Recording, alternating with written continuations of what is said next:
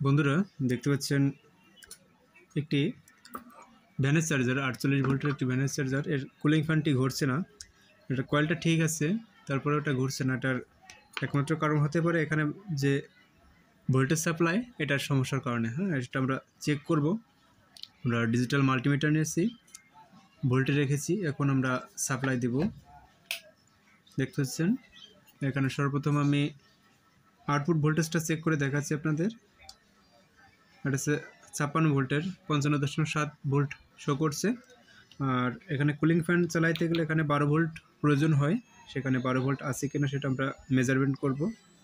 দেখতে পাচ্ছেন এখানে কুলিং ফ্যানের ইনপুট ভোল্টেজে কিন্তু 12 ভোল্ট নাই। এখানে আমরা এর ট্রানজিস্টরের ইনপুটে দেখব। ট্রানজিস্টরের ইনপুটে কিন্তু 11.8 ভোল্ট অর্থাৎ 12 ভোল্ট আছে। এখানে আমাদের ডাবল ট্রানজিস্টর আছে, এখানে একটি এই ট্রানজিস্টরটি কেটে গিয়েছে।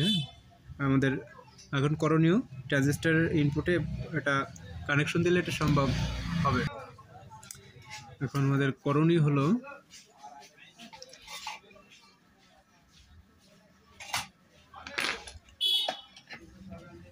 এখানে আবার আপনাদের মেপে দেখাচ্ছি। এখানে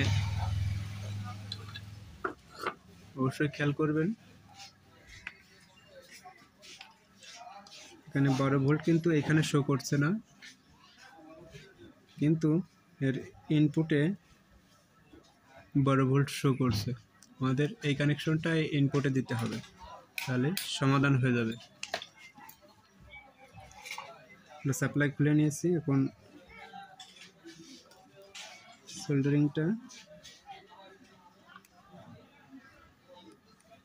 এর ইনপুটটা করবো, অর্থাৎ এই ট্রানজিস্টরটি কেটে গিয়েছে।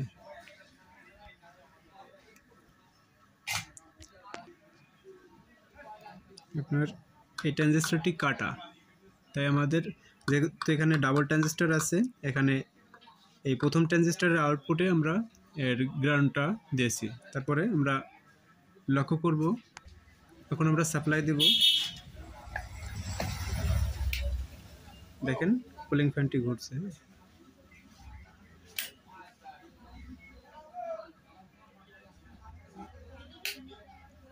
দেখতে পাচ্ছেন বন্ধুরা, আমাদের কুলিং ফ্যানটি ঘুরছে। তাহলে সার্কিটের যে কুল্যান্টের দরকার সেটা কিন্তু এখন সাপ্লাই পাবে।